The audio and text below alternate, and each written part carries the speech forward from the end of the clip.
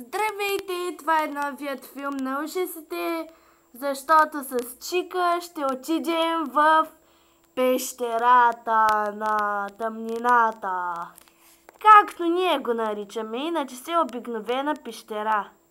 Един път влязохме, но беше много страшно и веднага излязохме. Но ние се каним да останем там поне 1 час. Но кога ще останем, когато стане тъмно?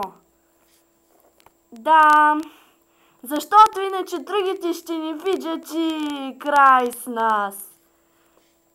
Ще има няколко части на филма. Както знаете, едно дете снима. Дете. Защото и той ще идва с нас, само че той ще снима.